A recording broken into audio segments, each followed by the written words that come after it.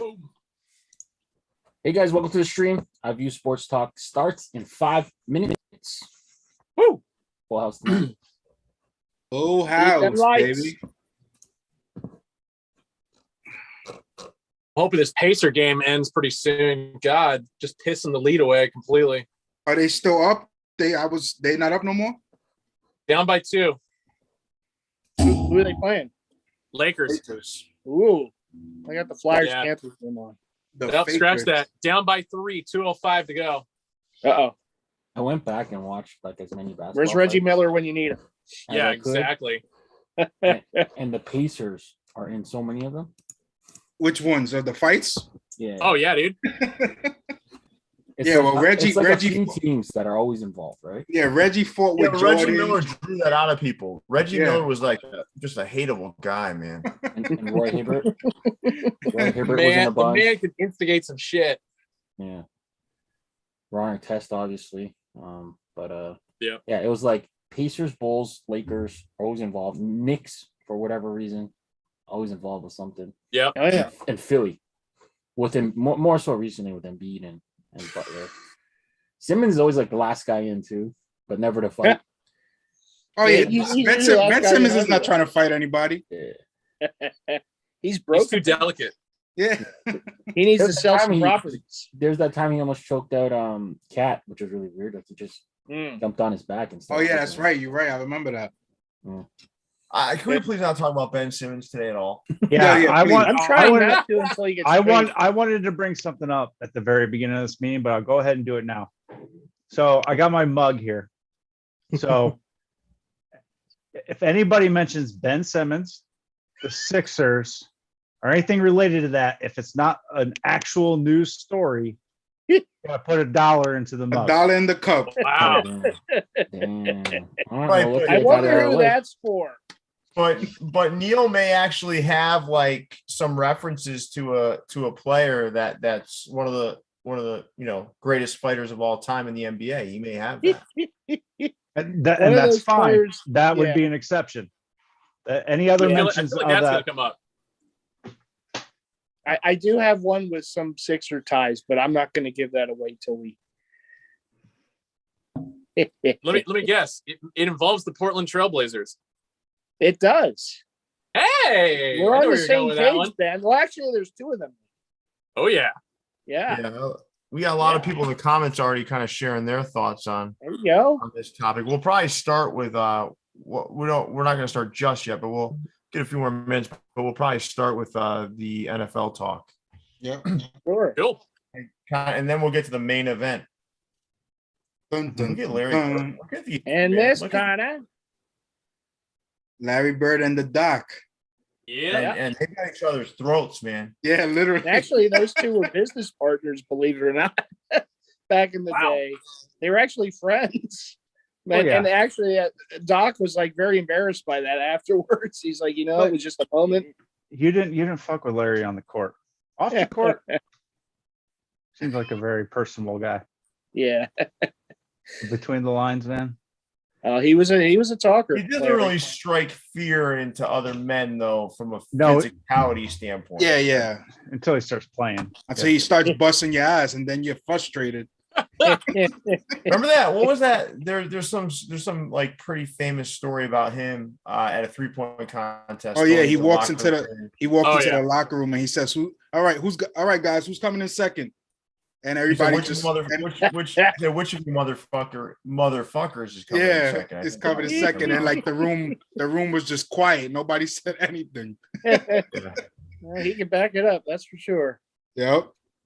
I wonder in today's game what his 3-point output would look like. Oh God, there's so many guys, right? If you think about it over the years, if they were allowed to shoot the way some of these guys are able to shoot now, I mean, it'll be insane. Some of the numbers some of those guys will be able to put The up. 3 guys I'd like to see play in this era and just see what they could do would be Larry Bird, Reggie Miller, and Ray Allen. Yep. Yeah. I know Ray Allen played a little bit in this era, but those 3 I'd love to see what they could do right now. Yeah. That's the crazy thing too. Is like Ray Allen when he came into the league, he wasn't known as a shooter. No, he improved that. Yeah. Throughout his career. Hold on. When he played at UConn his freshman year, he shot like 70% from the field. Right. No, I'm talking about a 3-point shooter, a distance shooter. He was more of just a slasher and a pull-up jump shooter, but the threes weren't necessarily there in college and his early year. How about Glenn Rice in this age? Yeah, Glenn Rice would be another good one. He could shoot too. Yeah. Chuck Person. There's a lot of guys, man. The rifleman. Yeah. Chuck Person. Yeah, there was a few of those guys back. I mean, even Steph's dad, today's age would be putting up some threes. Yeah. All right, you guys ready to get started here or what? Bring it on. Ben's watching his Pacers. At least I know the Celtics lost today. I know they're on the. Pacers are only down by 1 right now, so 28 seconds to go. Ours in overtime. So we won't have Ben's full attention, but we can get started. So, Leon, how about you kick us off, big fella? Mm-hmm. Welcome to the Vault, guys. Another episode of View Sports Talk. Today we'll be covering 2 subjects, a little one and a small one. Pierre, take it away. A little one and a small one. I think I don't know. A big one and a small one. Sorry. Okay, that's weird too. Look at Leon. He's not. What are you focused on? You watching a game too off to the side? No, I had to kind of make do. My small monitor's out, so I had to go to the big monitor, and now I have to. I'm looking at the wrong camera while looking at you guys. So I make sure. So what hat are you wearing today, Leon? Unreleased Manny cartoon. Check us out. thecapologist.com. Well, I can't see the hat. All right. Looks like he's sharpening his axe. Mm-hmm. All right, you guys ready? Let's get started here. So the first topic, right? We'll start with the NFL, I guess. So we'll talk about our surprise, good and bad. I don't know if you guys are all prepared for that. Are you all prepared for that? Yeah. Bring it on, dude. Yep. All right. So listen, who am I gonna pick? Who am I pick today first? I don't know. Jason looks pretty cranky. I guess we'll start with Jason. Yes, sir. Well, since I'm cranky, according to Pierre, we'll start with the bad. And the surprise to me is Kansas City Chiefs, and how inconsistent they've been playing. Now, lately, the last few weeks, the defense has actually stepped up and helped win games for them, which is a complete surprise. That might be my good surprise, but the offense just looks completely out of sync. It looks as though the NFL has got the book on Patrick Mahomes, and he's not adjusting, and Andy isn't adjusting as either. So, it's surprising to me that they're only putting up 15, 16 points a game in the last like 4 or 5 weeks. So that would be my bad surprise. Your disappointment, maybe? Yeah, disappointment, sure. But for you, it would be joy because you're not you hate the Chiefs, so it's interesting. I mean, disappointment 1B would be the Raiders completely shit in the bed when they have the chance to, go off and win this division, and they can't even keep up with the Chiefs, and they're playing like shit. So, yeah. Well, what's your positive, Jason? That one's a little tougher. Your biggest surprise in a good way. The biggest surprise in a good way, and you might have to come back to me on that one. We'll go with the New England Patriots, and how well Mac Jones has been playing and leading that team, and they're gonna end up probably winning that division over who a lot of people have going to the Super Bowl, the Buffalo Bills. So that's you're taking all my stuff now. So maybe I told you to come back. No, but I'm with you. My biggest disappointment is probably the Buffalo Bills. I mean, I just don't. I don't feel it, man. I know that I think their defense is probably more reliable than their offense right now. That's for sure. I don't know. I thought the Bills were gonna be much better, but on the flip side of that coin, I'm very happy where the Patriots are at. Not only do I think they're gonna win the division, what's in their way in the AFC? Nothing. There's not really much. Too many of the other teams are too inconsistent. Yeah, They're too Like the Tennessees, the Buffaloes, the Ravens. Like Right. those aren't teams that they really. I mean, they're good teams, yes, but they're too inconsistent in their play from week to week. So that's right now the way the Patriots are clicking on pretty much everything, especially their defense right now, man. That defense is. We know Belichick. That's his specialty and what he does. But I've seen some of their games lately, and their defense is elite, which is why Mac Jones, like, he's not doing nothing spectacular. Obviously, he's just pretty much managing the game. He does make plays here and there. I'm not saying like he doesn't. I don't know if I'd say he's managing the game. I don't know if he in my opinion, I think he's managed. He's more of a game manager. They're not putting him into, they run the ball, they play defense, and yes, he does make plays. I'm not saying he does, but I think this team is really dependent, and really the reason why they've been playing so good is that defense they've been lights out. They did a comparable on Mac Jones first season versus Tom Brady's, and it's eerily similar. Eerily similar. I thought they were going to end 9-7 this year, is what I thought, and I think they're going to be better than that. And I think they're going to win. I think they're going to win the AFC East. And then, honestly, the only three teams that the Patriots should be worried about are the Titans, the Chiefs, and the Ravens. And they're playing the Bills and the Titans in the next few weeks. You're going to learn a lot more about the Patriots, I think, in the next 2 to 3 weeks. And if they beat those teams handily, like I think they're going to, it's going to change the whole complexion of the AFC. It's going to be like the Patriots going to be the favorite. That's ridiculous. Yeah. I mean, it helps that the Titans and the Ravens have been hit by the injury bug. But I mean, that's football. Well, I don't think I would use that as a point to take away from the Patriots and what. No, I'm not. No, I am not.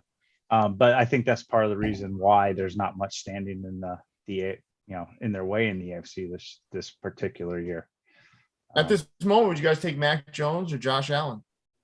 At this moment, Mac Jones. I still take Josh Allen. I still take Josh Allen. I'm not taking that fucking guy. Josh Allen threw 4 picks.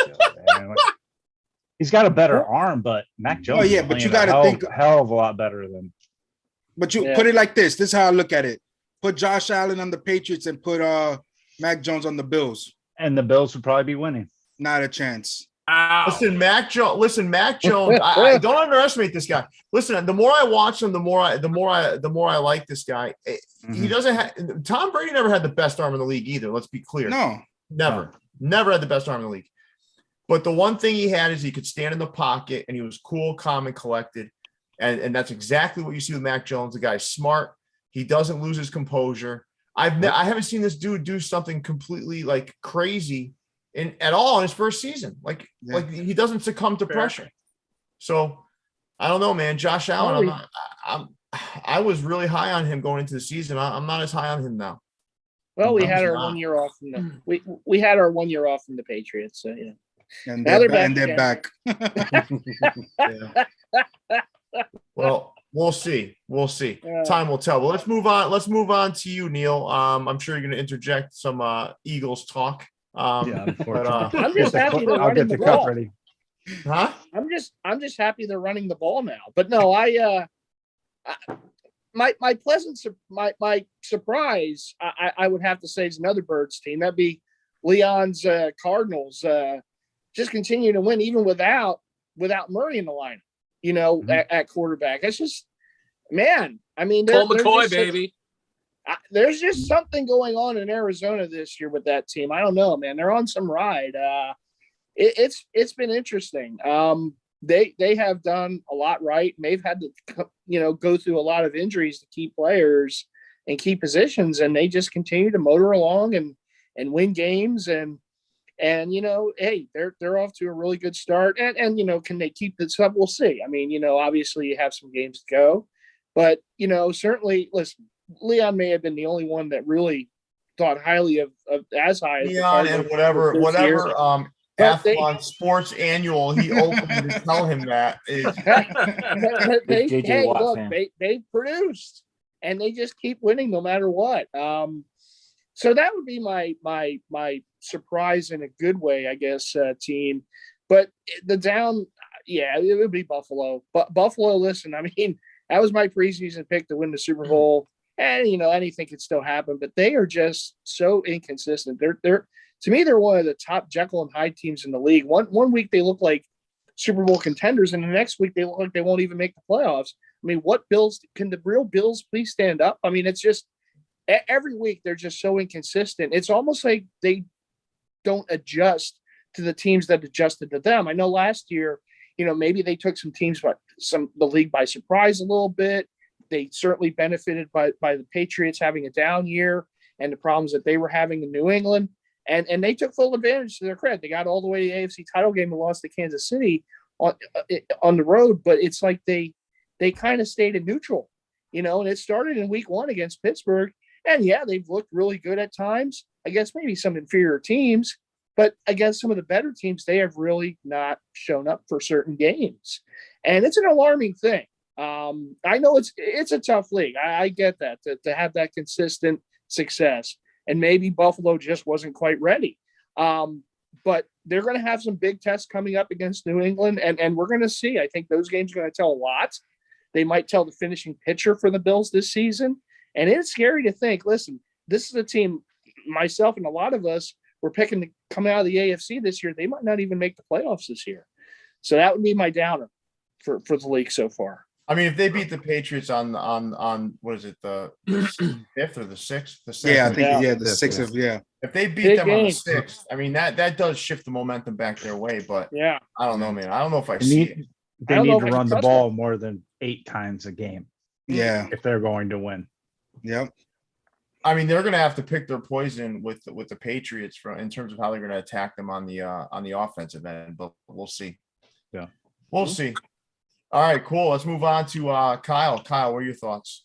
So my disappointment in the league this year, I mean, listen, as a Jet fan, I'm excited for it because, being a suffering Jet fan for so long, anything good is any type of draft pick we get high is good. We might fuck it up, but the Seattle Seahawks, the Seahawks, man, they came into the year, obviously Russell Wilson, one of the better quarterbacks in the league.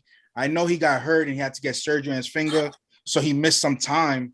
But prior to him getting hurt, they were a team that was struggling. They were kind of built on defense, but their defense was kind of, with Jamal Adams and Bobby Wagner and those guys, they kind of struggled. They're 3-7 at the moment. So it's something where I thought they would be a lot better than they were. And I know the Wilson injury had something to do with that. He missed about 5 or 6 games. So that affected them. But even prior to him getting hurt, they really weren't playing great football. So I was a bit surprised that, they've been playing the way they've been playing, especially as of late. But as a Jet fan, like I said, we might have 2 top 5 picks. So we'll see. That's Wilson's tanking on purpose. He wants out of Seattle. I think he wants out of there, man. I think he wants out of there. But my surprise, man. Do you think he's like, you don't really believe that, do you, Jason? No, I don't. But I know he wants out of there. Yeah, I mean, I would too at this point. Yeah, I don't think anybody in the NFL would tank on purpose. Yeah, but I mean, there's too much at stake because you make a lot of money and you could get hurt by if you do something stupid. So I don't think he's tanking on purpose, but they're definitely not playing well. And I think all the issues he brought up in the offseason are really starting to come to light in a big way. And my surprise team, I mean, it's not really a surprise because he's one of the better quarterbacks in the league. But after all the stuff he went through with the offseason with them, the Packers, man, they're still 8-3. They came off a loss against Minnesota in overtime this weekend, but Rodgers was great. Yeah, he was. I was really surprised. I thought it would be a lot more chaos for them as an organization. And obviously, if you go back to that show that we did, we said he wouldn't even be playing with Green Bay this year. Exactly. And obviously he missed, what was it, 2 games or just 1 game because of the COVID situation? 1. But it was 1, right? Yeah. So, but listen, they still lead the division 8-3, one of the better teams in the NFL. And I'm kind of impressed that they've been able to kind of just keep pushing, playing great football, and one of the better teams in the league. Ben, how about you? Well, originally I was going to go with the Seahawks, but Kyle had to swoop in there and kind of take that pick from me.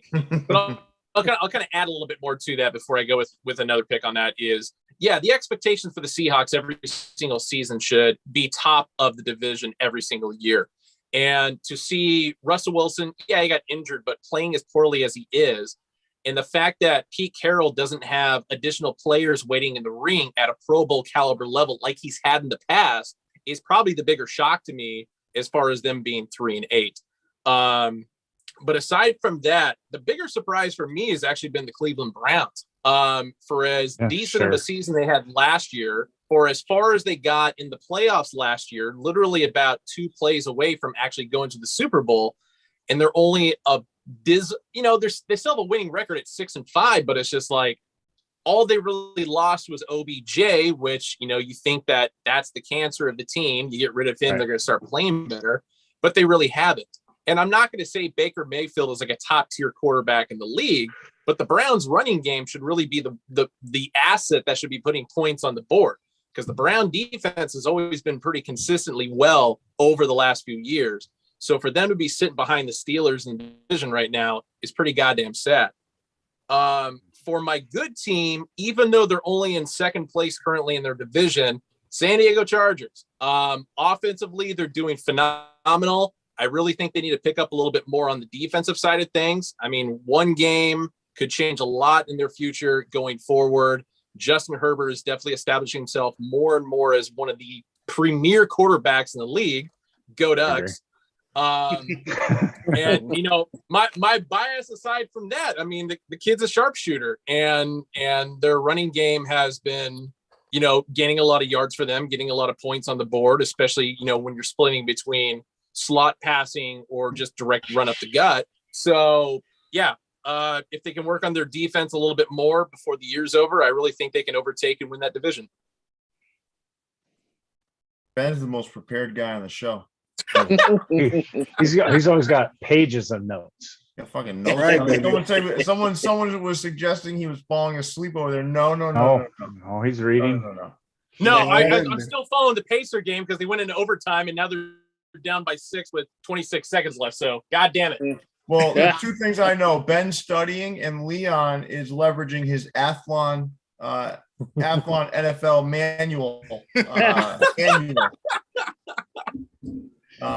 Leon with the Cardinals pick will forever go down in history as the best red secret that I've ever seen Leon. Yeah. So Leon, I know you're going to bless us with a couple other things you read from that preseason annual. So how about you get started? Well, I was going to pick the Cardinals, but Neil took them, so I will go with my pleasant surprise. The Ravens, Baltimore Ravens. They were decimated with injuries. I think they're down to their 5th or 6th running back. Pretty much. Yeah. Lamar Jackson is pretty much a running back himself. Been kind of injured. Some of their victories, though, they had to squeak them out.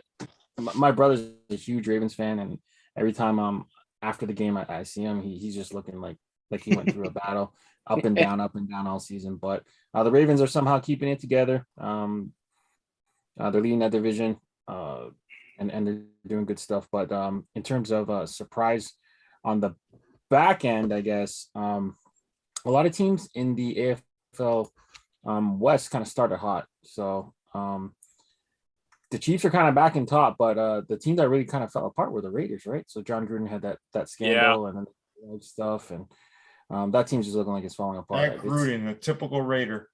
Just leaving a dumpster fire, right? I mean, they started 3-0. They were looking good, top of the world, and then their world kind of fell apart. So that would be my surprise in a bad sense. And they won their first 2 games after Gruden. So it was kind of like I thought they were gonna like, oh shit, they're actually gonna be better. That was gonna give them like a lift. Yep. And then all of a sudden, just like, nah, we're good. And you realize that they needed the creep leading the team. It's the Raiders. What a mess.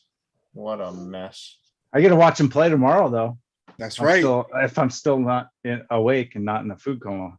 Beat Dallas. I want Pro Raiders tomorrow. What are you all doing for Thanksgiving before we move on? Spending it with a typical Puerto Rican family. It's going to be a lot of us drinking and eating tomorrow. What's different for us white families? Right. What's traditionally on the table at a Puerto Rican Thanksgiving? So we obviously have the turkey. We have roast pork, which is called pernil. We have ham, potato salad, macaroni salad, rice and peas. We have quite a lot, you know. How about blood sausage? Oh no, we have it, but I don't eat that. I don't eat that either. I tried it once and I'll never do that again. Yeah, we have the typical coquito, some flan, which is like a dessert. So we got a lot of stuff. We're familiar with flan. No, okay. I've eaten at a restaurant before. He's like, listen, white people, let me explain to you what flan is. No, not at all. What else, guys? What else you guys doing? Going to my cousin's house, about 15 miles away. Nice. Oh, okay. Heading to the rents. Woo! Mom's cooking dinner. Nice. Me too. That's where I'm heading. Mom and Dad's. Nice. Yeah, I'm going to my mom's, and I'm going to talk to my dad on the phone. I'll watch the Philly Thanksgiving Day parade on TV. Then football. I have parade. Who the hell watches parades? Who watches the Philly parade? It's the oldest Thanksgiving Day parade in the country. It's the oldest. No. So anyhow, the oldest. Certainly not the most well known. Right. That's okay. I stick to local. Anyhow, I have my veggie turkey slices. I'm going to make sandwiches out of it. And my big day is Black Friday. You know, Thanksgiving is like the day before Black Friday. So, you know, I get up at the crack of dawn. I go to the mall. I'm ready. Mitchell Ness. That's right. I'm ready, damn it. I remember like 6 years ago, Mitchell and Ness had or 7 years ago. Could have been longer. They had a 50% off sale on Black Friday. There. For the jerseys and stuff. I went nuts, man. That's madness. They had 2 years, they had $100 jersey sales. Damn. Wow. I was there. I bet you were. All right. Well, were you there? I was. Well, let's get into the holiday spirit with a little fight talk. So, let's start with the whole LeBron thing. I'd love to hear everyone's take on that. You know, I don't know. Like, do you think LeBron, the frustration got the best of him, right? I mean, this was a mistake. It wasn't like quite an unintentional elbow. It's more than a mistake. Yeah. He meant to hit the guy. It's a thing to try and box a dude out with your hand open. It's another thing to go close fist and really put some power into it. Now, I'm not going to say that he was aiming for Stewart's head in the process of that. Maybe the collarbone, maybe the sternum, whatever. But the whole motion altogether at the time that it was, it's just like, how can you not call that intentional? How do you feel about how do you guys feel about the punishments? I'm pissed because Indiana just lost by 8 points and LeBron's ass should have still been out for that fucking game. Right, didn't he get don't you think he should have seen I'd say a harsher penalty? Yeah, at least a 3-game suspension. The fact that the dude bleeding from the fucking head served a longer suspension than the guy who. But that's what I'm saying. Is absurd. That's what I'm saying. I don't think LeBron. Go ahead, Jason. Yeah, I was just gonna say that guy's reaction. Yeah. After the fact is what got him the 3 games. What the? He was held back 14 times and he kept going. He got his face busted. Sure, I'm not saying it wasn't justified. I'm just saying that's why he got a longer suspension than LeBron. Yeah. Great segue too. And his name is not LeBron. Yeah. And this is a great segue because that dude, I think that dude would have busted his ass if he was able to get to him too. Big time. I'm telling you. The thing is they were face to face and he didn't do nothing. That's when he should have did it. Honestly, that's the problem. Yeah. There is a little bit of a history. I watched back like half an hour worth of basketball non-fights, and he kicked LeBron in the past. So I think there is some sort of weird history there. He kicked the god LeBron in the past. Like it's I don't know, man. Didn't he go between the legs on one of those though? Yeah. He kicked Luka in the nuts, I think. Going for a rebound. But this guy has a long history of doing so. He's done some stuff that Stewart guy has. Okay. I do agree. No, that's probably why LeBron was more apt to punch him because he got kicked in the face. I think LeBron did that because he's a little baby and he lost his composure. Yeah, he was definitely frustrated. They were down in the game. They were losing to the Pistons. So the frustration definitely got the best of him. Yeah, losing to the Pistons was getting me frustrated. He's losing a step. He's not as dominant as he used to be. You got this guy part of the reason on your nuts. Part of the reason why he got one game was I think Jokic, he did that thing to Markieff Morris, who's still injured by the way from that elbow, and he only got one game. Yeah, so I think that's part of it. They set a bad precedent with that. I mean, that one was more egregious, and they only got one game. Yeah, true.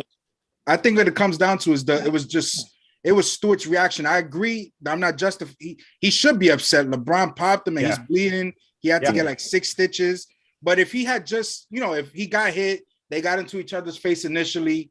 If he would have just gone off the court, I don't think anybody would have got suspended. I think it would have just got double technicals. They would have been both out for that game. And then, no suspension. But being his reaction and how they stopped him, and then he told his coaches and the players, okay, I'm all right. And then he like ran around them and tried to still go. He did that like 3 or 4 times. Yeah, exactly. Yeah. That's what made it worse. Like, I mean, I miss this shit though. Of course, I think this is kind of. I like it. I was like, fuck him up. I like it. I do, and that's actually a good segue because that's actually a good segue because we've seen some. I mean, the NBA, the Mouse and the Palace is at another level. That's a little bit different, right? That stuff was at another level. Yeah. But when it comes down to just the physicality of basketball, I mean, I remember when I was younger, man, the playoffs. You saw the Pistons or any team from the East in the playoffs, and it was like you were looking at ass whoopings. I'm talking just beating the shit out of each other, and now it's a little softer. I get it. It's a little softer. Bron needs to have his space and all this kind of stuff. But, I wanted to hear from everybody. I think it was a great topic. I don't know who actually landed on it. It might have been Leon.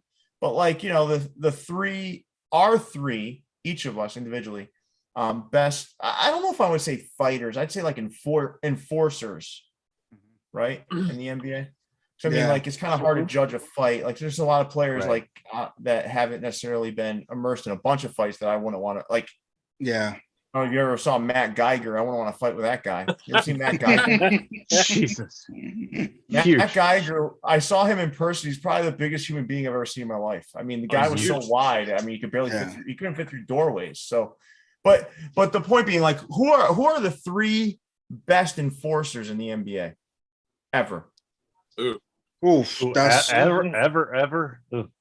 That's tough. So I'll start being that I haven't seen as much. The Knicks have a couple. The Knicks have a couple of them. Yeah. Being that I'm younger, so I didn't see as much 80s basketball, like you guys did. Obviously, my mindset goes immediately to Anthony Mason and Charles Oakley on the Knicks, specifically Charles Oakley. Mm-hmm. That dude didn't take no shit from anybody. He did it when he was with Chicago with the Bulls in his early years. He was an enforcer there to protect Jordan, and obviously a trade landed in New York. And he was a guy that, I mean, guys kind of feared him around the league in his time. They knew he was out there. Pretty much that was what his job was to do. Protect Patrick Ewing at all costs. If somebody comes fuck with him, it's time for you to go get on their ass. So for me, he's one of the guys that I really remember watching was definitely Charles Oakley, man. Sure. But Anthony Mason was another one, man. Yeah. That guy. that guy was scary. Yeah. He's still He was getting alone, getting in fights in Madison Square, even after you're Yeah, Oakley, even after, yeah, exactly. Yeah. Pretty much got taken out the arena, arrested because he had a situation with Dolan. Swinging on cops. Charles Oakley's no fucking joke. He has some car washes out in Yonkers. Yeah, no, he's not. He's no joke. I've seen him a few times. He's a nice guy, but he looks scary. He's one of those guys when you look at him, right? He wasn't like, he was big, but he wasn't like, especially when he was with Jordan in his younger days, he wasn't like huge, but he was the kind of guy that, I mean, physically, you didn't want to tangle with him. But Anthony Mason was another one. Yeah, he really was, man. Yeah, but I mean, he was a fantastic rebounder. He wasn't. I don't remember how tall he was, but Mason? He had a similar sort of field. Mason was like 6'5", 6'6". Yeah, right. He had a similar. He reminded me a little bit of Barkley from a rebounding perspective because he was just so wide and hard to get around. Yeah, Barkley had that grown man strength. Oh yeah, but he had arms like as big as Karl Malone. So I mean, it was just all elbows, baby. Yeah, Malone, man. You know, what about like, I don't know, man, Ben, I don't know. I don't really know how old you are, honestly, but I know, wait, Jason, how old are you? I'm 40. What am I? 44 now? 44. Okay. I'll be 39 in February. All right. So you'll know something. So when I was a kid, that whole Pistons team, whole Pistons, the whole team, Rick Mahorn, Bill Laimbeer, the whole fucking team could be on this list. I mean, they were brutal. Rick Mahorn. Everyone thinks Bill Laimbeer. Rick Mahorn was probably worse. Yeah, he was bodyguard. 100%. That was one of my guys, Rick Mahorn. Yeah, Rick Mahorn was probably worse, man. That guy was the one. He was. I'd even throw Adrian Dantley and Vinnie Jones in that, or Vinnie Johnson in that mix too. Johnson, like the microwave. Yeah. You don't hear much about them, but it's just like, no, those dudes were throwing haymakers and you know fucking why? shit. Because when it comes to Johnson, right, he was smaller. There's still guards that are like that, right? Yeah. I mean, because it wasn't Vinnie Johnson. He was a shooting guard, wasn't he? Yep. Yeah, he was a guard. He was a shooting guard. We just like Anthony Mason. If you put Anthony Mason next to Johnson, you're like, yeah. But you're right. I mean, those guys were tough too. Yeah. Well, if we're gonna talk about enforcers, we got to talk about the guy who actually had the nickname back in the 70s, Maurice Lucas. Yeah. And he was one of the original bad guys in the league. He was a very skilled player. He helped the Blazers win their only title in 77 over my Sixers. Yep. In fact, in game 2 of that series, he got in a fight with Daryl Dawkins. And they kind of used that as a springboard, and the Blazers won the next 4 games in that series to win the chip. And but he was a skilled player. He was all ABA, all NBA honors in his career, retired number by the Blazers. But he was the enforcer. He was the guy that if you mess with anyone, you have to deal with him. And he was known for it around the league. But Rick Mahorn, I obviously listen. The Pistons got Rick Mahorn from the Washington Bullets. They saw a lot of footage of Rick. They had to play against him, and he was known for throwing those extra elbows around and not being afraid to mix it up. And the Pistons at the time knew they needed someone like that, a little extra snarl on the team. So they brought him in, and it worked out very well. He was the bodyguard for Isaiah Thomas and for Joe Dumars and the Pistons, and certainly he was a skilled player, but he was certainly mixing it up if he needed to. And I also had my third guy. Hey, look, I mean, you talk about the malice of the palace, Ron Artest. I mean, he was interestingly enough, he finishes his with the name Mental World Peace, but he was anything but for a lot of his career early on, from his days with the Bulls, the Pacers, you name it. And I mean, anyway, look, running into the stands after fans, and just he was different. He was a guy you really didn't want to mess with on a good or bad day. Yeah, we didn't say the most mentally unstable. We said I got a good one here to piggyback off of Ron Artest, because it's pertinent to Ron Artest, of course, getting the longest suspension for fighting in NBA history. But do you guys know who had the record before him? Oh, was that who knocked out knocked out Rudy Tomjanovich? Tomjanovich? I forgot his name. Kermit Washington. Yeah. 30 game suspension. Kermit Washington back in 1977. Yeah. I mean, that was nasty. That was almost absolutely killed him. For any fight that we've seen that anybody, especially like nowadays, has seen for the NBA. Go back and watch the footage of Kermit Washington punching Rudy Tomjanovich square in the face. And I don't think there has been a boxing match that has connected that much and basically almost killed a guy the way that Kermit Washington's right. Well, it was the thing is too, it was completely blindsided him too. Yeah, he could. Goal cocked blindside. He was running down the court and just sucker punched him just as he was turning around, broke his orbital bone. He had to have a couple surgeries. Basically ended his career. Yeah. He turned him into a great coach, though. Yeah, turned him into a great coach. Sure. That's the reason he's a great coach. Exactly. And it's crazy because, back then, like you mentioned earlier, Pierre, the league has gotten softer and guys don't. But now, as much as some of these guys want to act tough, they know if they get into a scuffle, everybody's coming to break everybody apart. I know. Yeah. So at the end of the day, like these guys really, they talk a good talk, but how many of these guys really want to fight? Like, I just like the league better, not necessarily the fighting. I like the league better when the toughness. They didn't like each other. Exactly. It wasn't AAU friends. I feel like all these guys are going out. They're going out like shopping after the game with each other. They're hosting each other. Oversized sweater that they can wear down. Did you see that thing that Kuzma was wearing? Oh my God. I swear to you, that shit looked photoshopped. I couldn't believe it when I first saw it. That's real. Did you see that account that kept photoshopping it bigger? Yeah. Can I be honest with you though? Great. Like, who's gonna fear that man? Nobody. Like anytime you play, you'd be like, that's the guy that wore that gigantic sweater. If you're afraid of sweaters, what the fuck? You'd be afraid of it. You didn't see that, Jason? No, I just looked it up. It's ridiculous. Look at the guy who photoshopped it bigger every time. It's crazy. Oh, but it was big on its own, though. Yeah, it was like damn near halfway down to his knees. No, it's crazy. That looks like when my kids were toddlers and they thought it would be fun to try on mom and dad's clothes. But you see what I mean, though, right? Like, listen, I don't want to listen. Personal style is personal style, but like, I mean, Jesus Christ, I mean, I'm just not. I don't know, man. Who the fuck makes a sweater that big? It's like an old Nehru jacket that went wrong. No, it's Kuzma is definitely not making this list. No, not at all. I mean, you got the kind of guy that would be like, I don't know, like the training dummy for the like real tough guys. Yeah, you got other guys that were, tough. You got the Davis boys that played with the Pacers in the 90s. That Dale Davis was. Yeah, he was no joke. Most of those power forwards in that era were though. Right? Yeah. Kind of had to be. They're all fighting each other. No, like someone wrote in the comments, Kevin Willis. Kevin Willis was a center / forward, right? That guy was tough too. Horace Grant was tough. Yep.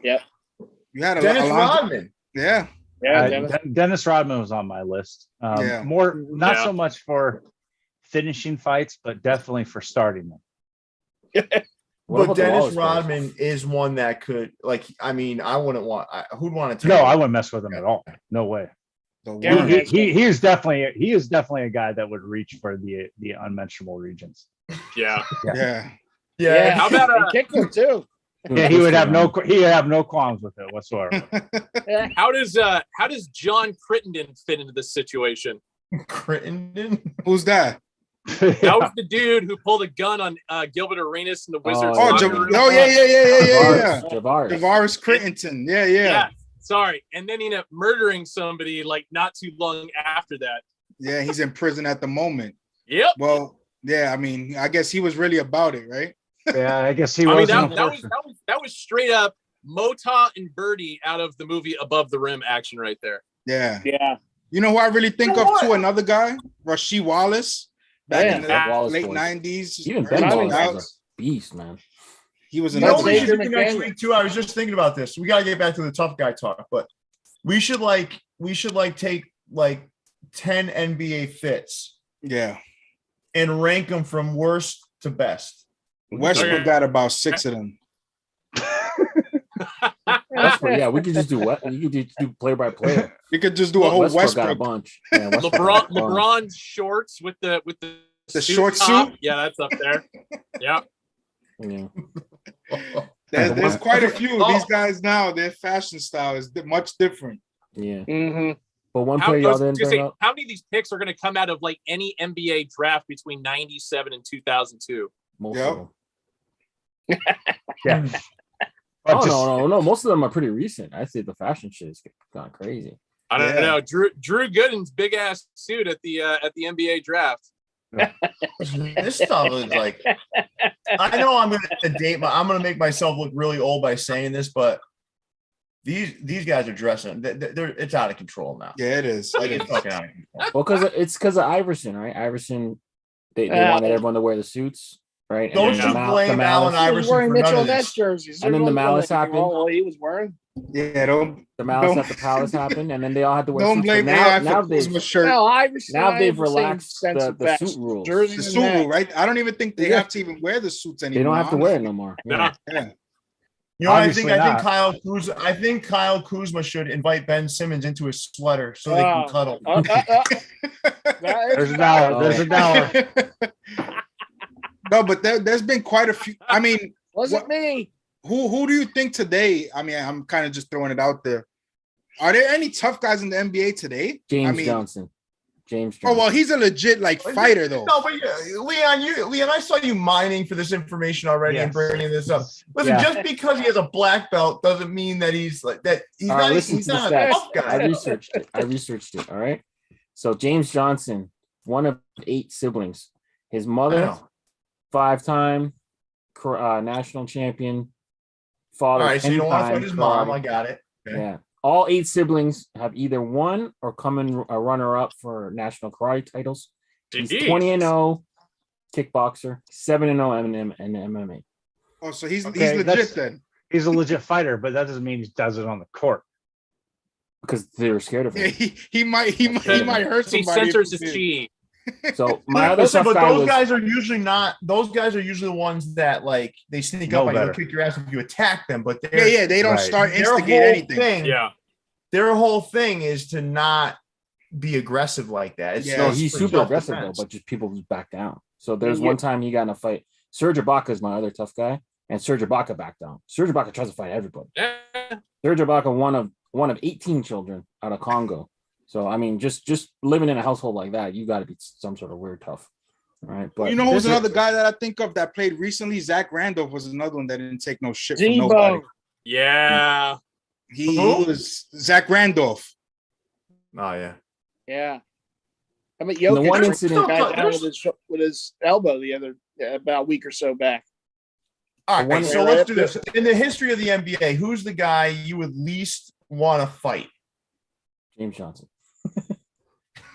Well, yeah, James Johnson, only for the fact that he's like a multi-time champion. But I'm gonna take him out. No, I'm gonna take him out. Ron Artest is the scariest human being I've ever seen. I would never attempt to do anything. I don't know, man. I think Shaq's pretty crazy. I'd be worried more about Shaq. Yeah. Oh yeah, only for the fact that he's so big, he can literally just. I mean, you physically can't do anything to Shaq. Like a normal person, like they physically they can't do anything to. You can't grab him, like no, you can't pick him. There's nothing you can do to him. Yeah. Would you rather fight Muggsy Bogues or Spud Webb?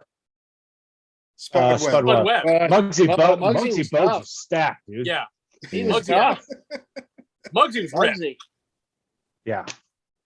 Right. I'd probably have to say Mason for me. That guy was just scary. You know who you knew with the was tattoos crazy? with the hair. He always had that thing on the side. Of his head. He was something. Man. I remember those battles with them and the Bulls. Boy, they had some wars. And then the Heat got into it. You had Van Gundy going after ankles. Oh man! You know who I'd be worried about? Delonte West. That's a good answer. Yeah. Oh, Delonte West is fucking crazy, man. Well, yeah. He would have bit you. He would have done anything. He was giving you a disease. He was a scary guy. Yeah. You know who was crazy? I'm gonna scroll down on the jersey that I'm wearing. Mr. Chris Childs. I would not like to fight him. He punched Kobe, right? He punched Kobe, right? Yeah. God bless Kobe, but percentage. But you know, Kobe was a psycho because he didn't even flinch when Matt Barnes flinch checked him. Oh yeah, with the ball. Who, Kobe? Yeah. That was crazy. That's one of the craziest. That's one of the craziest things I've seen in the NBA. Like he did not move not a millimeter. muscle, not even a muscle. Kobe's been in like a ridiculous amount of fights in his career, though. Yeah. But Childs was the only one that landed hands, right? Oh yeah, he was a fightable guy. Listen, Kobe's the kind of guy that would bring it out of you. Table one time too. He would get in your head. That's for sure. Oh yeah. If you could get away with punching one guy in the NBA in the face right now, everyone's answering this. If you can get away with it, just punching one guy dead in the face in the NBA right now, and no repercussion, you could just rear back and just punch him in the face. Who would it be? I don't want to put $1 in the jar. Oh, I have no thoughts about this. LeBron James. LeBron? I'm knocking the shit out of him. He's a big. I don't like LeBron. I've never liked LeBron. Leon, I just said there'd be no repercussions. What do you mean he's a big dude? He ain't coming for you. Yeah, he's not coming for me. I ain't worried about you him. get an opportunity to just punch him in the face. Who is it, Leon? I'm gonna knock him. I'll swing and miss. So, Look at this Canadian. This Canadian. LiAngelo Ball has a very punchable face. Or LaMelo. Sorry, LaMelo. He's got a very punchable face. Yeah, but then you got to deal with the dad. Yeah. LeBron never lost. Jason, how about you? I would go LeBron James too. Just it's such a whiny little. Did you guys like? We're gonna get the answer from everybody, but do you guys like how Cantor kind of challenged this guy's position? Absolutely. Yes. He's right. He's 100% right. He's absolutely right. And then LeBron pulls his typical whiny ass shit. We're just trying to use my name for notoriety. Fucking Enes Cantor doesn't want notoriety. He wants shit right. Man. Nah, he's just But all right, Ben, who would you punch in the face if you had the opportunity and no repercussions? We've already mentioned it, and it's because his face is so pure. It's fucking Kyle Kuzma. Okay, that's a good one. That's a good one. He's gonna like I'm with you. You would be able to land though. You would be able to land over that stupid sweater. Thing would wrap you up, and at least his fall will be cushioned. Like, all right, Neil. How about you, Neil? And not Ben Simmons. I would probably say, Rudy Gobert. I won't be able to reach him. That's an interesting choice. That's a weird choice. I mean, the whole thing with him That's last a weird year with choice. COVID and touching all the mics and he started the pandemic. Stupid stuff. He started the pandemic. That's right. No, but Patient X in NBA. He was the one that got the whole league. The guy needs a, he needs a pop. You know who I punch? Because he's French. And who I punch in the face would be Tyler, that hero guy from the Heat. I would punch Tyler Hero. Yeah. Tyler Pretty Hero. boy. But I would grab him by the throat and punch him in the face. I can't stand that dude. I'm kind of surprised. Can I give an honorable mention? Yeah. Leon does all the time. There's some detail to this too. So the other one would be Steph Curry, but only with that fucking mouthpiece hanging out the side of his mouth. Hey, that's my guy. Smack it out his mouth first. So I can watch it fly off into the distance. Actually, the one guy I'm surprised nobody's mentioned is Patrick Beverly. Because he sucks. Patrick Beverly, yeah. Because I don't think about it. That dude chirps. That guy's a little chihuahua. Shady shit, and definitely has a beat coming to his way one of these days. But I think, I want to say too, I would love to punch almost every single specialty 3-point shooter in the league because they're usually annoying. I got an honorable mention, but my fist will get stuck in his hair. Trae Young.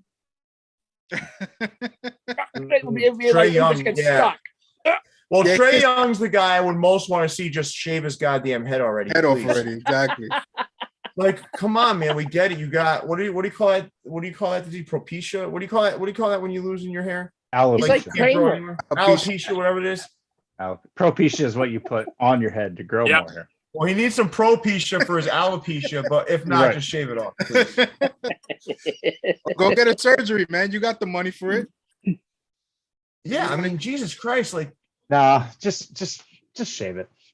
Do what Jordan did. That's it. Start losing your hair, shave it. Just get the clippers and. I'm not going to name the gentleman that said this, but I got to bring this up. So I was in a chat, right? And I no disrespect to the individual that brought it up, but I do have to throw this out there. I want everyone's take on this. He said that that Shaquille O'Neal is not a great basketball player. He's just a great athlete. What? So basically the entire NBA. Yeah. I'm lost on that one. Shaquille O'Neal was a great basketball player because he was a great athlete. Mm-hmm. I mean, on top of other things, but Shaq was. You never see nobody like Shaq. Shaq is like, where do you guys rank him though? Like top, like where do you rank him like all time? Like he's got to be. He's Top 10. easily top 10. He's Yeah. easily top Top 10. 10. Yeah. He's top 7 for me. I mean, definitely one of the 3 greatest centers of all time. Yeah. Mhm.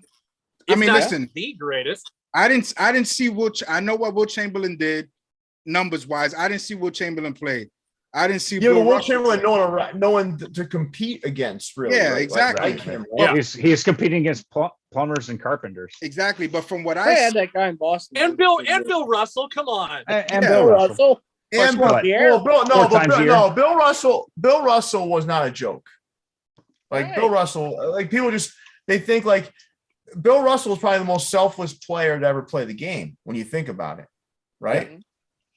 Russell, on. I would say, is one of the greatest basketball brains in Mhm. basketball history. yeah, I mean, the fact that he Sure. won as many championships as a player, as many 11 in a championships as row. a coach in the NBA, as many championships in college as a player, and as many championships in At college the as a coach. University of San Francisco. San Francisco. Don, National baby. championship. Yeah.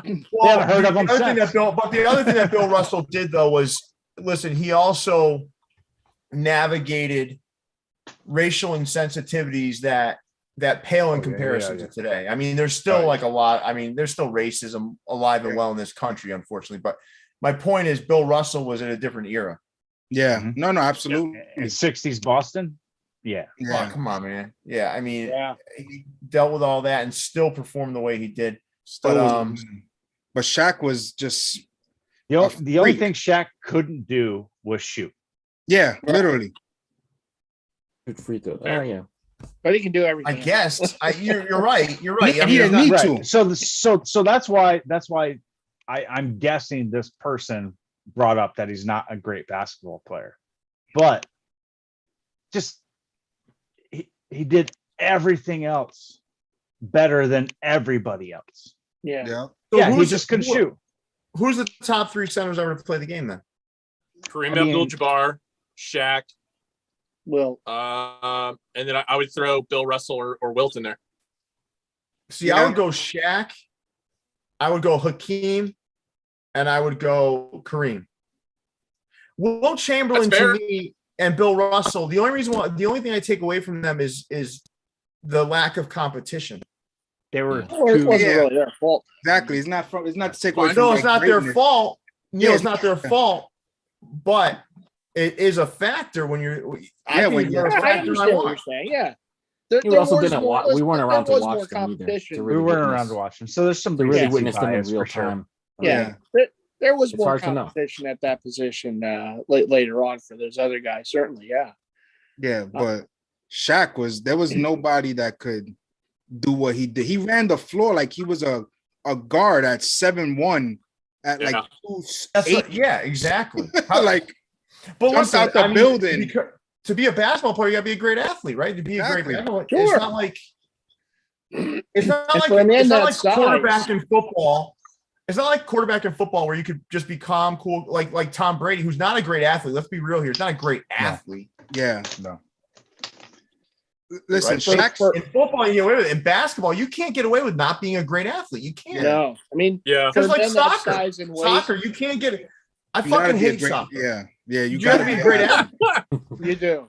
You do. have to be And for a very man that physically size fit and to weight- play Now, soccer. to play pool, professional billiards, You don't have to be a great athlete or bowler. Yeah. All in the wrist. I feel like Mookie Betts and would have some words with that one. So, and Jerome Bettis was the other great bowler athlete that I can think of right there. Mm. No, I'm not saying great athletes can't be good bowlers. Oh yeah, I'm just saying you don't have to be a great athlete to be a good bowler. Who's that guy that always does that cock block thing when he's done? He doesn't look like a great athlete to me. Oh Who's yeah, that guy? Pete Weber. Yeah. Yeah. Listen, all I know is that from what I've seen, those 3 years, the Lakers won the championship in '99, 2000, and 2000. Shaq was unstoppable. Yeah, Literally, like the most dominant player I ever seen. Yeah, the tough one. Like, yeah, that was I wasn't on. You guys did the show on the NBA, right? The top 100 or whatever, right? Yeah, 75. Yeah. Top 75. I listen. So Ryan here wrote Bill Robert Parrish. Robert Parrish to me is not a top 75 player. I watched the Celtics. Not at all. I love Robert. I think there's so many Celtics players that were shoved in there that don't belong. Yeah. Parrish had some good years with Chicago and Charlotte as well. He did, but would you think even he's top 75 though? Would you even consider him a top 10 center of all time? No. So it's hard to put him in the top 75, right? That's fair. I don't know. I don't see it. He was good. But he was a reliable player for years, but I wouldn't say he would be like top 10. So. Yeah. Those he Celtics played an awful long time. He played how many decades he played? But is McHale? Well, he spoke. Yeah, McHale's on the list. Was McHale on the list? How do you guys feel? Yeah, McHale's on the list. Yeah, I think McHale's on the list. Yeah. You could definitely make arguments for McHale. Yeah, especially over Parrish. Oh yeah, no, absolutely. Listen, Charles Barkley said it. McHale was the one power forward he could never stop. Yeah. When in for his position, he was one. And he was the one guy I had on my 3 fighters that nobody else mentioned. Yeah, McHale. Yeah. McHale looks like he has a good jaw too. Yeah, big time. I mean, he looks like he can take a punch too. He could take it, right? Well, he could definitely dish it out. Definitely dish it out. Ask Kurt Rambis. All right, so let's play one more. Let's play one more quick game because I kind of like these. So, who would we like to see in a cage match with any NBA player to be in a cage match with Neil? Oh, goodness gracious. Ben Simmons, baby. Oh. Ben Simmons would fuck you up. Oh, one kick in the nuts, that's all it would take. No, you were dude. I'm sneaky quick, Jason. You haven't seen me in malls. That would be the ultimate that would be the ultimate kick in the nuts to Neil, though. Like, he hates him so much, he kicks his ass on top. I would use my work shoes, the steel toe. The steel toe. All right. So Ben Simmons, one vote for Ben Simmons. Leon, who you got? Who you want to see in a cage match with Neil? Popeye Jones. Oh, that's a good one. Popeye Jones. Son is one of the better hockey players in the NHL. Yeah. You know who I want to see in a cage match with Neil? Hero. Tyler Hero. Yeah. I think Neil wins. You got that. Take care. I think Neil wins. You think so? I think so. Tyler Hero? I might fall over, but I'll listen. I can't stand that guy. I can't stand that guy. It's probably because he's a Kentucky guy, so that makes a lot of sense. No, I think it's because he's like. I think it's the way he looks. I mean, there is that part of it as well. Is it the hair? You ever notice like it could sometimes just be the way someone looks? Yeah. Like if you ever just look at someone and be like, man, that's the one. That's the guy I don't like. I ever had that happen to you? Of course, absolutely. Yeah. There's a few people I see at work like that every day. Should be wrong. So who's that guy for you, Jason? Like you just look at me like, all right, I don't like this guy. Oh, there's a lot. We could be on here for hours. No, let's do the NBA. Just pick one of the NBA right now. You just look at me. I don't like that guy. Kyle Lowry. Oh, jeez. Wow. Oh, now you're in a cage match. And that's mostly because of how much Leon talks him up. Yeah. Ben, you got people like that in your life? You look at me, I just don't like this guy. Bryn runs the Twitter account for Hack Club. He's got a bunch of people. I got a bunch. I read some people were going back at Ben today. Ben. Yeah. I don't go on Twitter much. I'm not a Twitter guy, but Ben said for all you people in Arizona that don't like that we don't have that we don't have good hazard. He took a picture, and then everyone panned out from the picture. They're like, Ben, show the whole wall, damn it. No, that photo was sent to me. That was the only photo You gotta have a thick skin for what you do though, Ben. Oh, damn. Oh yeah. You have to. Absolutely. And for all you get, I mean, I was gonna say, because you met me in person. Jason and I hung out, obviously went to a wrestling match, and it's just like, I'm not one that's just gonna let shit slide. It's just like I'm friendly as hell with everybody, but the second somebody goes off the rails about something, it's just like, cool, ring the fucking bell. Let's fucking do. You could have sworn, like, this is how personal Ben is.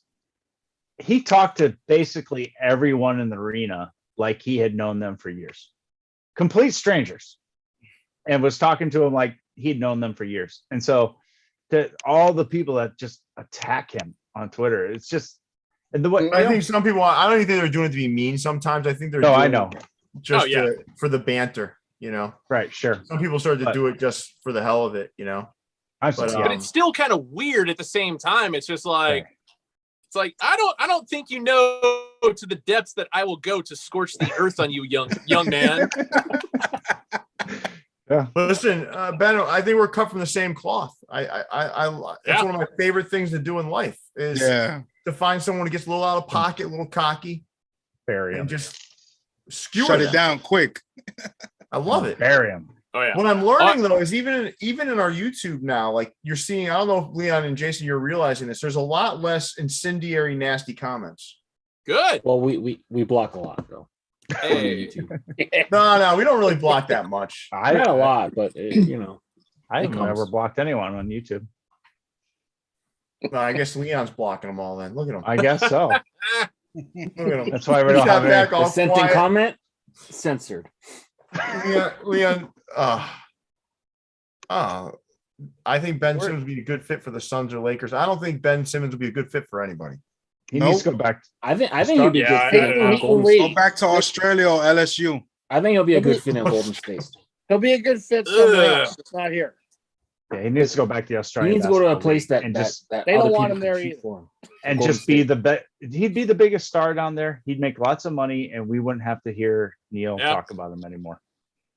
He needs to be locked in a room with Jordan Mailata. He'll take care of him. There you go. The left tackle on the Eagles, Jordan Mailata. Oh, okay. Aussie rugby player. He'll take care of him. So we got a couple of show ideas, right? What did we come up with? We come up worst NBA fit. Definitely. Yeah. We got to do that. That Kyle Kuzma thing, man. I thought that's number one right there, man. I've never seen anything like that. I've never seen anything like that. No, that's a lot of fabric. It's like the puffy shirt gone crazy. Now, Russell Westbrook does some weird shit, man. He does some weird shit. Own, I guess, but like this thing that Kuzma did was at a different level. That was crazy. Did you guys see the scarf battle that Serge and OG had? Yeah. When they're battling to see who can come with the bigger scarf and stuff. We'll save it for the show, but like that's cool. I mean, I laughed. I thought it was kind of funny. It's funny. Yeah, it is, but like, what do they even think of when they're? I know some of them have design. I mean, what do you call those stylists that kind of dress them? But how could you even if a stylist is picking that out for you, how could you look at that and say, "I'm gonna kill this fucking outfit by of course, the money." No, but look what we're doing right now. We're talking about Kuzma right now, right? Yeah, that's what I guess that's what they want, right? I guess, but I mean, he certainly couldn't want a bigger sweater. Right, he certainly couldn't want a bigger sweater because I think that one couldn't make a bigger sweater. He's a guy. Like, I mean, he's not. It's not like he's 5'5". The dude's tall, right? 6'7". That sweater would be big on Andre the Giant. Weezer wouldn't even think about that sweater. I'll tell you that. I'd be more impressed if it was the athlete themselves knitting themselves their own scarves and sweater to make them extra big. Like, I feel like that would take it over the edge. I think that's what Kuzma did, and he just didn't know how to stop the knitting. And just, oh shit, I don't know how to end this. Nobody taught me how to. But it was almost like the sleeves were like bell bottoms at the bottom. Yeah, too. they like almost bad. wider. Yeah. That was like something out of a Dr. Seuss book, that thing. But do you ever think which like one of the Who's are wearing this? But listen, I gotta be honest with you. Like, if I was like watching, like, you know, my team and Kuzma is on the team, he's not performing well, and I see him coming to games in those outfits, I'd be like, stop fucking focusing. Yeah, exactly. On your stupid fucking outfits, please. Yeah, exactly. Focus on the game. Yeah. That's what I mean. Like, the game has gotten so much different, in my opinion. Like, it's so much off the court stuff. It's not workman-like anymore. They do it for the brand now. Anthony Mason would fuck up his own teammates if they showed up. If to they the came arena. up to Oh no! If Kuzma came in like that and Anthony Mason was on the team, he would have tied those things around his fucking neck. Yeah. Yep. Well, people make money just photographing that stuff. It's like a whole new thing. He makes money just wearing that. Just wearing that. Yeah, some company probably. That's the only reason he wore it. Exactly. Crazy. Although I think that was like a $3,000 sweater too. Jesus. Although Kuzma, I gotta be honest with you, that was just $3,000 worth of wool. That's all. Yeah, we've spent way too much time. We spent way too much time talking about this, but it's like, yeah, that's how damaged I feel after seeing that picture. I feel like I don't want to watch the NBA anymore just because of that picture. When I saw it, to spend $3,000 on that, you're making way too much money. There's something wrong. Listen, man, I'm telling you, when I saw it, I felt like violated for some reason. Like, yeah, my eyes were. All his ex-teammates went after him. Like, LeBron went after him. Like, everyone. His current teammates should go after him. They had to. He walks into the locker room with that shit on, and they think, what are you wearing, bro? Bro, you're not starting today. No. We're not going to see thousands of people now, like, all over Instagram wearing that sweater. Not a chance. Not in a serious way. No, yeah, lots of jokes or lots of memes, but not. Yeah.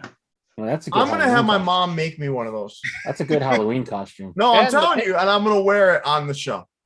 Love it. Ben, the Pacers were. And I'll make sure I do some demonstrative, like, hand movements and arm movements, so you can see the bell bottom to the sleeve as I discuss things. That's a lot of now we all know what to get Pierre for Christmas. Boom. The sweater. But isn't it indicative? Everyone a piece of the sweater. But you guys don't think it's indicative of, like, NBA culture now, about how it's like less workmanlike? It's more about the show.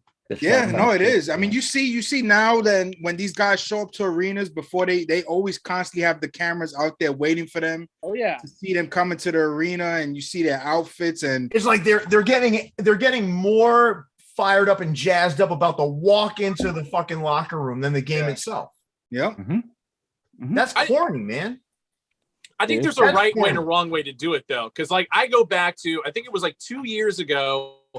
On Halloween, Damian Lillard came in wearing a Stone Cold Steve Austin mask, the Austin 316 shirt, and a championship belt. And it's like, all right, that's kind of badass. Yeah. Well, it's Halloween. Yeah, I think he scored like 40 points that night too. So it's like that's getting them amped up. That's getting them amped up for the game, you know? Yeah. Like it's like, all right, man. Kuzma's not like I'm gonna find this cozy sweater and I'm gonna walk in because I'm just gonna take control of the game today. That's not how it's working, man. These guys are all about like this. Not all of them. I can't generalize like that. I just feel like they're getting more amped up for the walk into the locker room than they are the game itself, and that's pathetic. Yeah. Well, that was. I know that they like each other. They like each other. Hate the other team, for God's sakes. Get back to that. You only have maybe but a few guys that are like that in the NBA today, where they kind of. I wouldn't even say it's hatred because it's really not like like back in the day where guys literally, when it came onto on the court, they might have been kind of cool outside, some of them, but to an extent, obviously. Let me tell you something. You know who my favorite was in regards to like hating other players was Garnett. Yeah, he didn't play for the Celtics for a long period of time, but I'm going to tell you something right now. if you hit the deck and you were on the other team, that guy's not extending his hand to you. No, what you should. He's gonna step over you, and he's gonna get back to his business. Mm-hmm. And I know that sounds terrible. That's what I want to see. I don't want to see them helping each other up. I don't want to see the sportsmanship with the other team. Exhibit sportsmanship, on your own time. I want to see you. I want to see you battle. It's true though. You know what's another thing I hate too? Personally, just me after the games when they shake hands with each other. Well, in football, they exchange jerseys. Yeah, that's weird. That is super weird now. Now they're gonna be exchanging oversized sweaters now because of Kuzma. So no, but you follow me. Like I want this throwback. Yeah. I want the throwback feel. I want it back. Yeah. But the world's gotten so soft now. Everyone's got to be a good sport. It's all social media. Why should you like someone that just beat you? Yeah, exactly. It's the super team thing. You never know who's going to be on your team after. Why should you? But if they're not on your team now, hate them. If they're on your team later, hate them until they are. But they're all recruiting each other. They're all recruiting each other. That's what I'm saying. I hate it, man. I absolutely hate it. Just like don't help them up. Don't if you don't want to shake their hand at the end of the game, guess what? Don't go to your locker room. I don't care. They don't want to earn the championship anymore. They just want to build super teams, right? Yeah. I think the last guy like that is Dame, really. He's gonna sooner or later, Dame, unfortunately, he's gonna have to give in too because he's never gonna win in Portland. Come here, Dame. Derrick Rose was the guy before that. The whole shaking hands after a regular season game in professional sports is just absolutely weird to me. Yeah. I never understood it. They don't do that in baseball. No. Listen, there's still an ability, right, to be a good person, of course, but not shake someone's hand after a loss. There's you right. don't have some people, if they're choosing to opt out of that, they should be able to. Like I gotta be honest with you, if I got beaten I don't want to shake any major sport event, I wouldn't want to go shake none of their hands. Exactly. Yeah, right. I don't want to go back. I want to lick my wounds and move on with my life. I don't want to go and shake their hands. I don't want to help them up. I don't want to good game, everybody. I don't want to do none of that. I want to rip their throat out. I want to rip their heart out. That's what I want to do. That's what everybody should want to do. And I know give the bird as you're walking back to the locker room. I know it comes with the sport, but these guys are friends off the ice. But in hockey, they're going after each other. Yeah. I mean, it's a real battle. Every game is a battle, and I know it comes with that sport. No, I'm okay with that though. I am too. Fine, they want to hang out afterwards, but you don't act like you're on the court. You can do that in sports, but in basketball, it just became so powder puff. I mean, that's what it is. I forgot what game it was with the Celtics, but somebody went to help somebody up, and Garnett made him back his hand. I remember. Yeah. He slapped his hand. He's like, "No, youngin, we don't do that here." I mean, that's like kind of like that throwback, though.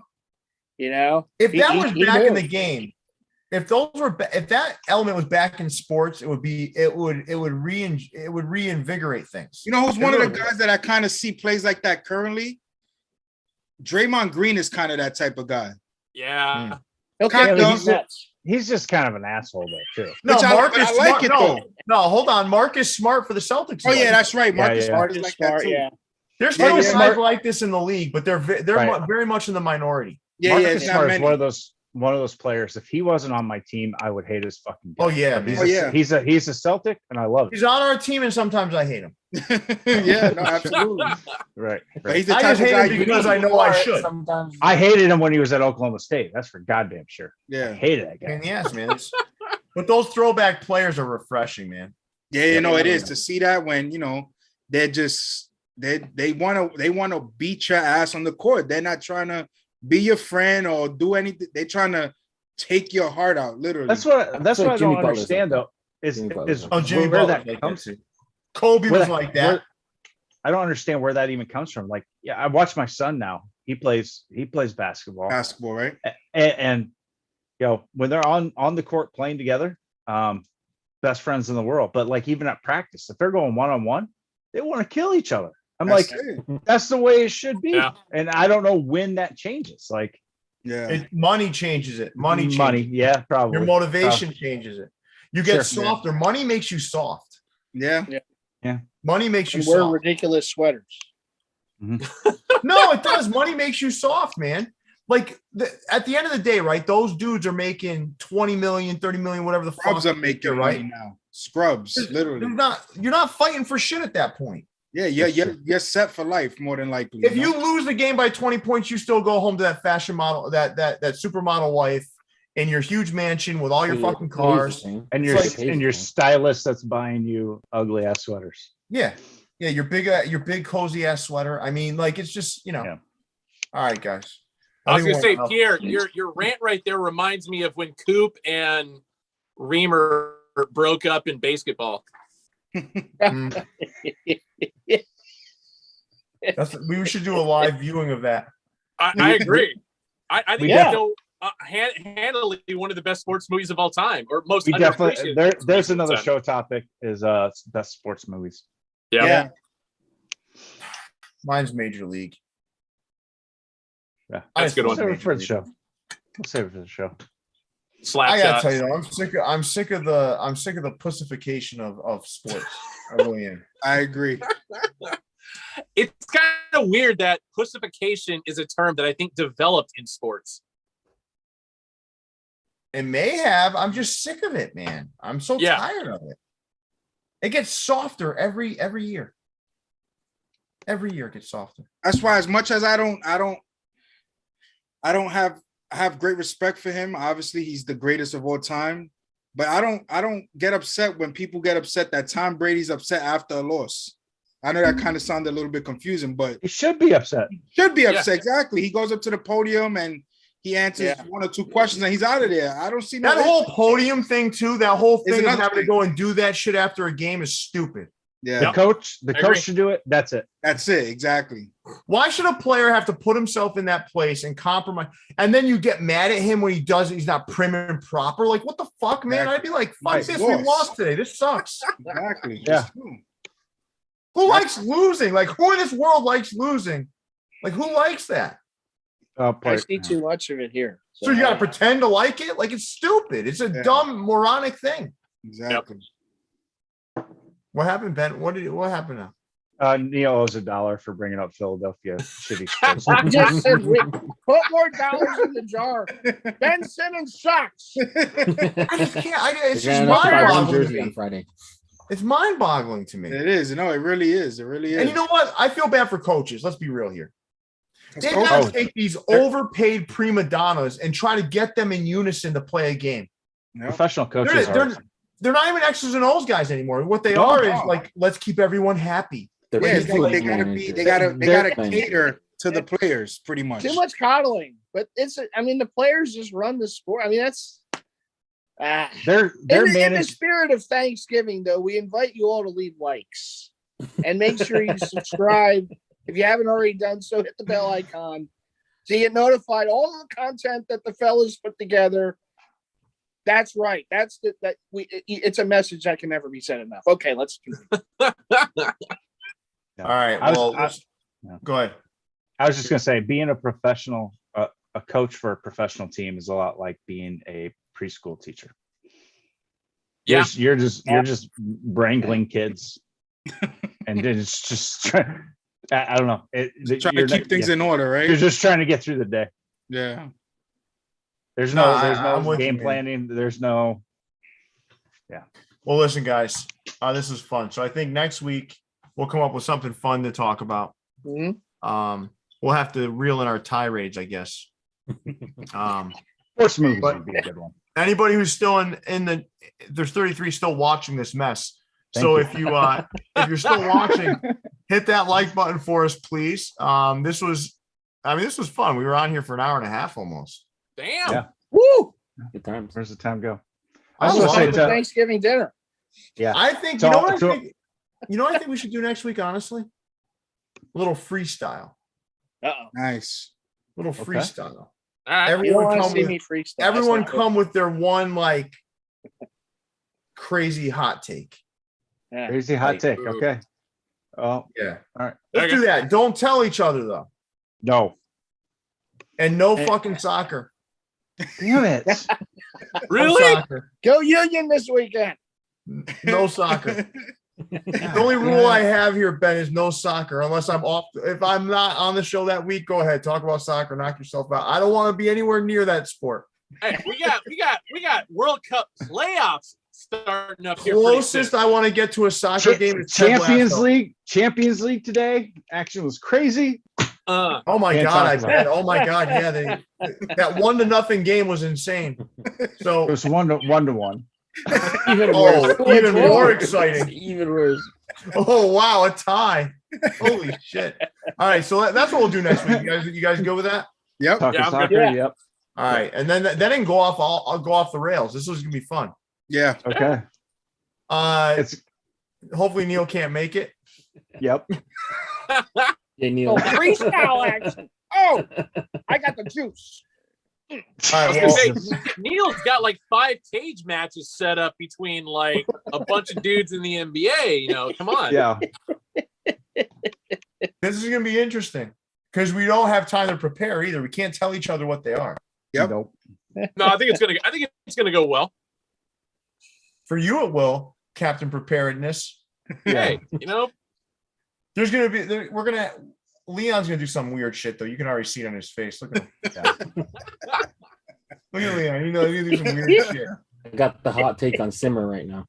ooh, Simmer. Can we since we got a no soccer rule, can we do a no hockey rule too? I mean, it already applies. I've tried to bring up hockey, and Pierre does not acknowledge it as a professional sport in the North Americas. No, I don't. We can talk. We can talk hockey, but like it's gonna be like, Ben, are you a hockey fan? yeah, I'm actually going to the Leafs Sharks game on Friday. Yeah, he's a Leafs fan. Yeah. Somehow I'm not surprised by this. So He's a Leafs fan. I guess we'll have to, Jason, we'll have to allow the boys to have some fun with soccer. Well, you have fun with soccer, and we'll allow the others to have fun with hockey. We just won't be involved in the conversation. We can sit back. I will not whatsoever. I don't know anything about hockey at all. No. I'm not shocked. I know it's like Shout a out to cross Cam Jones. between figure skating and field hockey. Oh, you're missing Hey, out. Come on. It's graceful, is what it is, my friend. Great, It graceful. is. Okay. Yeah. I'll take your word for it. They still You know what fight the for hockey real. players aren't doing though? I might have to start watching some hockey. You know what they're not doing? Dressing up like girlfriends on a cold winter day with oversized sweaters. They have reasons to wear sweaters. My- But they wouldn't wear that. So what? My- So what you're saying is they're not dressing up like Pinky from fucking Pac-Man? Yeah. Yeah. Yep. My biggest problem with hockey is it's just there's like it doesn't seem like there's much strategy. The puck's just going back and forth and back and forth and back and forth. It's like there's no plays, there's no I don't know. It's just hard to follow. Jason, I have to tell you though, the I one like thing I'm like, listen, the more I rant, right, the more I realize hockey might be something that I should be watching. Pierre, you're missing I'm out. kind You of gotta surprised you watch. don't, Pierre. Yeah, I mean, I gotta start watching. Listen, they're not like I'm gonna be on fewer shows. Aw.